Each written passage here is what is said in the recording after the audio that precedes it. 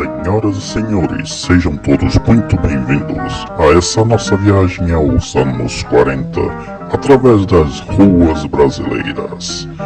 Acompanhem conosco e não esqueçam de curtir e compartilhar.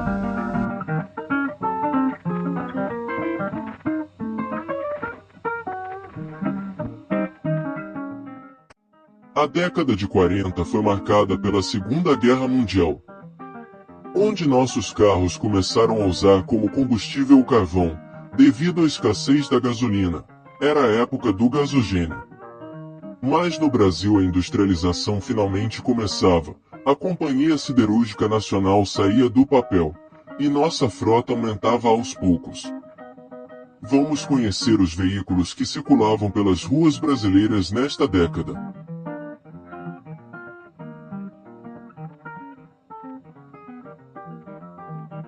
Com a esperança de conquistar ainda mais mercado, a Packard lançou o 115-100 em 1937.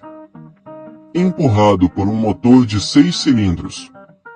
Esse modelo classificou a Packard como algo menos exclusivo e a longo prazo prejudicou a reputação da empresa que anteriormente construía alguns dos melhores carros de luxo da América. Muitos modelos destes vieram para o Brasil, onde trabalharam na praça até os anos 60. Os carros de praça já existiam desde os anos 30.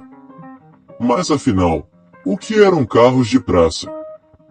Os carros de praça ou chofés de praça eram veículos de passeio submetidos a serviço particular, os táxis de antigamente. Geralmente eram estacionados ao longo de praças, mas também em ruas próximas a grandes centros comerciais ou mercados com mais de 2 portas. Nome que era dado aos supermercados. Nesta era os carros americanos reinavam absolutos, pois eram espaçosos, confortáveis e potentes. Este tipo de transporte conviveu por alguns anos com os táxis. A Chrysler queria entrar com a marca DeSoto em competição com seus arquirrivais General Motors, Studebaker e Willys Knight, na classe dos preços médios. Lançou seu DeSoto Sedan 4 portas em 1937 e foi um grande sucesso, vendendo 82.000 unidades neste ano. Muitos DeSoto vieram para o Brasil nos anos 40. A GM começou suas atividades no Brasil em 1925, num galpão do bairro do Ipiranga, São Paulo. Além de modelos Chevrolet, a linha montava carros da Cadillac, Buick, Oldsmobile, onde a produção inicial era de 25 carros por dia. Os chamados caravanistas eram os responsáveis por levar, rodando, os veículos da fábrica aos clientes pelo país. O Ford modelo 40 de 1933 foi um dos primeiros carros V8 da marca, tidos na época como um dos carros mais rápidos da América. Nas carrocerias coupé, 2 portas, e sedã, 4 portas, eram carros populares nos Estados Unidos e vieram em boa quantidade para o Brasil.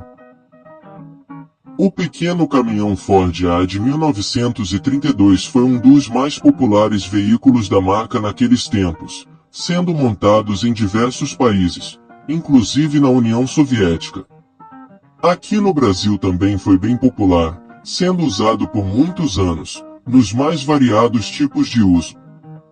Os anos 40 foram um período incomum na indústria automobilística. Assim que os carros de luxo começaram a sair das linhas de produção pela primeira vez, os preparativos pré-guerra se aproximaram. Em pouco tempo, a produção de carros parou completamente para os civis. O Ford Deluxe Coupe 1940 era um dos vários acabamentos produzidos nos anos anteriores à guerra. Em 1942, a indústria automobilística norte-americana suspendeu totalmente a produção de carros, se voltando exclusivamente para o esforço de guerra.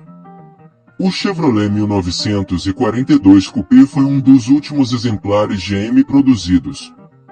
Ele tinha mecânica 6 cilindros, 216 polegadas cúbicas, câmbio manual de 3 marchas e 90 cavalos de potência. A série F de utilitários Ford foram os primeiros da marca no pós-guerra. Caminhonetes e caminhões, esta série se estende até hoje. Muitos vieram para o Brasil na forma de CKD, onde eram montados pela Ford e vendidos em todo o país. A Chevrolet também teve a sua linha de caminhonetes no pós-guerra. A segunda geração da linha compreendia a picape Chevrolet, a Suburban, furgão e os caminhões.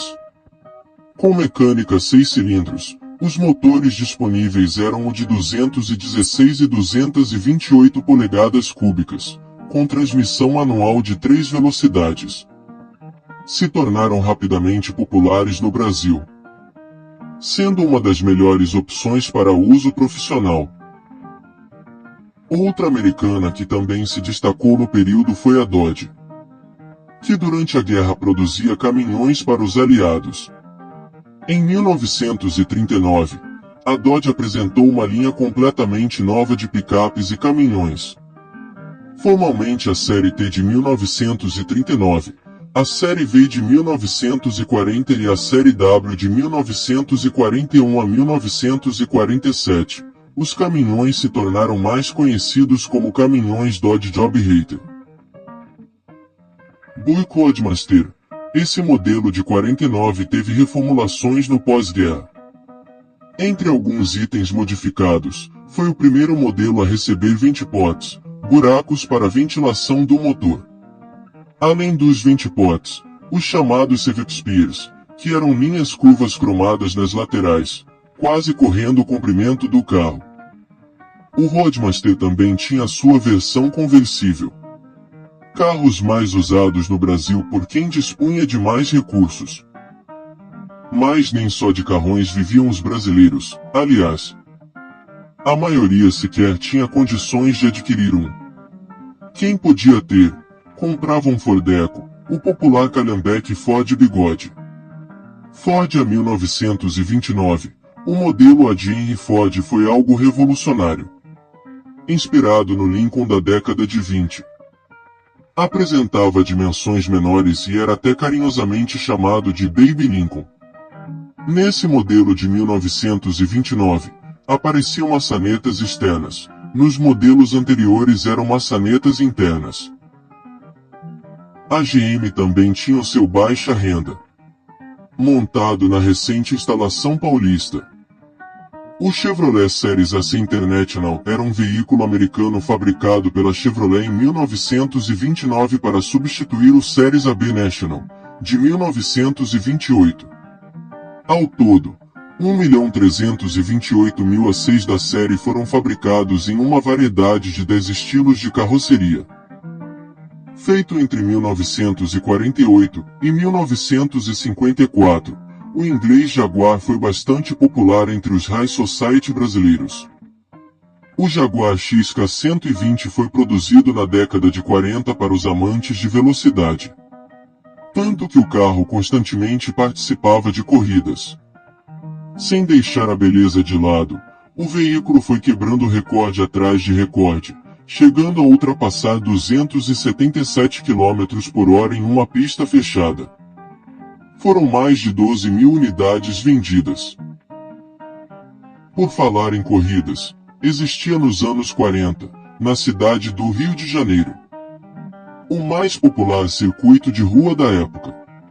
O Circuito da Gávea, também conhecido como Trampolim do Diabo, foi um circuito de rua que abrigou o Grande Prêmio Cidade do Rio de Janeiro. Na edição de 1948, o lendário Chico Landi registrou a volta mais rápida da história do circuito, com 7 minutos e 3 segundos.